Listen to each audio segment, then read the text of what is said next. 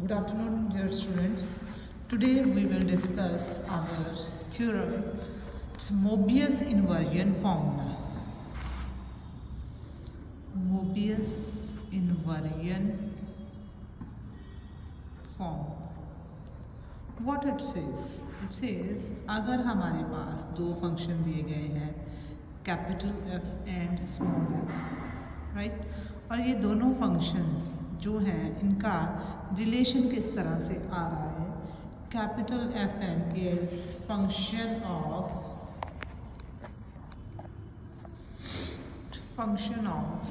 N and summation is taken over D divides N F D. Then what we have to prove?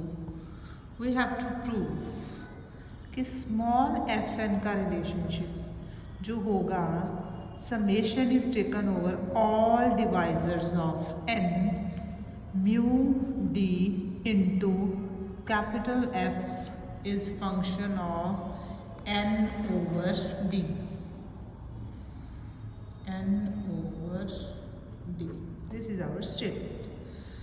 दो functions के बीच में relationship दिया है हमें और गिवन जो हमारा रिलेशन था वो क्या है. Given relation F N is summation which is taken over all divisors of N.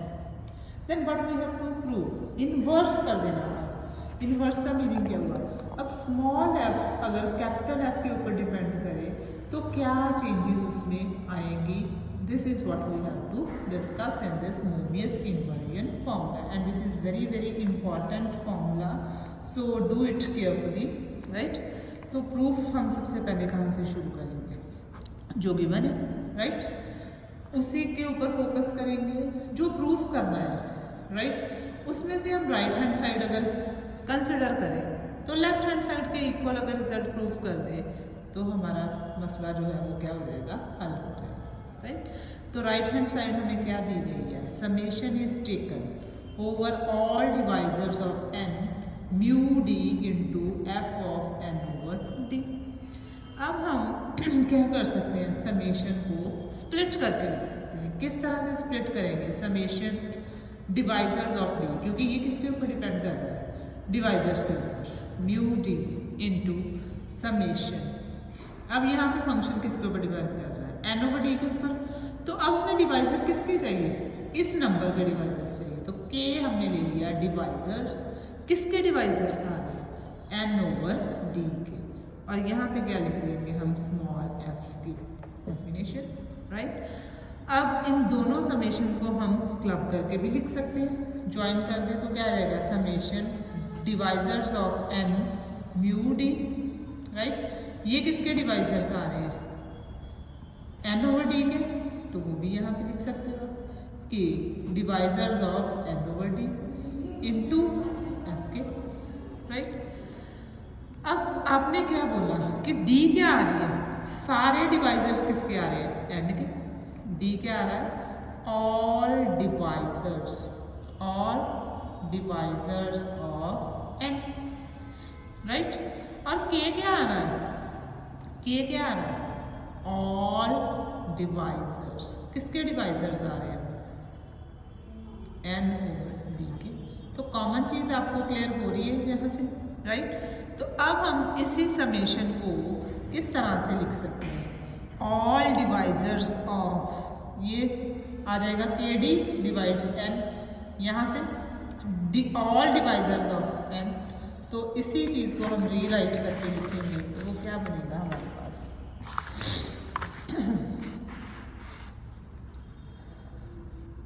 Summation K divides N summation K D divisors of N mu D into F of K, right.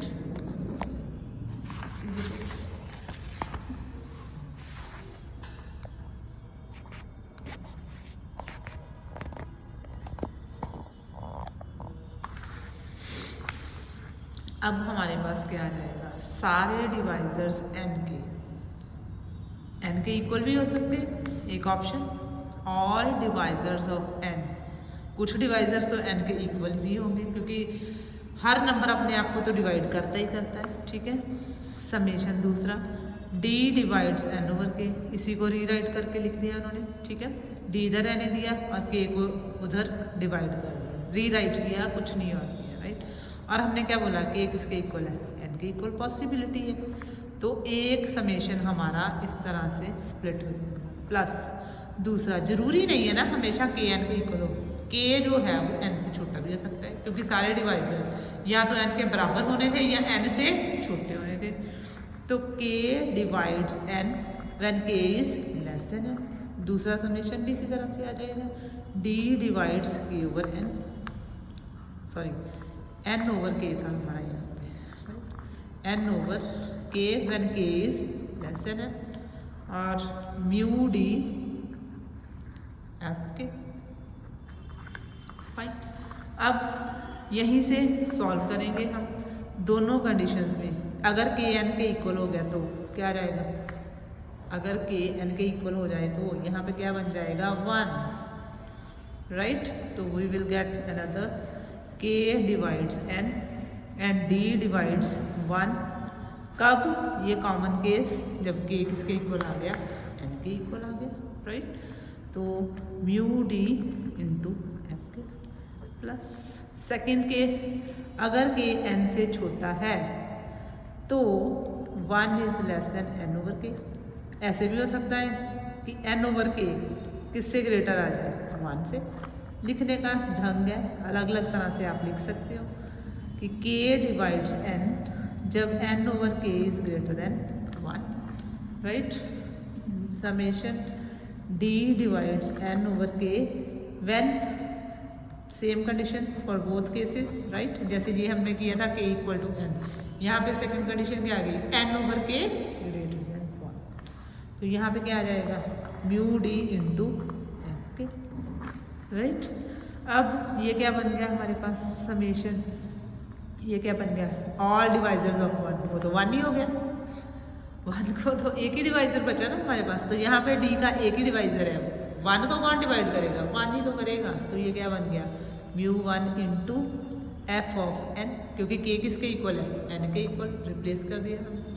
Plus दूसरे case में summation d divides n over k when n over k is greater than 1। Fine, summation ये किसका है, mu d का। दूसरा summation क्या है हमारे पास, k divides n and n over k is greater than 1, it is F के। Fine, तो ये म्यू 1 की वैल्यू कहती है 1, एफ एन अपनी जगह पे रहेगा, प्लस म्यू d इज 0, कब, अगर n किससे ग्रेटर आ गया है 1 से। तो 0 इंटू, ये सारा पार्ट 0 हो गया हमारा, क्यों, क्योंकि n इज ग्रेटर देन 1। तो 0 result, 0 into whatever it is multiplied with, answer will be 0 and we good F N. तो एफ एन क्या था हमारा, हमने राइट हैंड साइड से शुरू किया था, किसके इक्वल रिजल्ट आ गया, एफ एन के इक्वल रिजल्ट हमने यहाँ पे शो कर दिया। तो this is what we want to prove actually. Is it clear?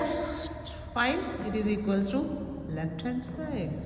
So the Mobius inversion formula we have find out. Sorry. अब इसकी क्रॉलरी हम करेंगे। क्रॉलरी क्या कह रही है,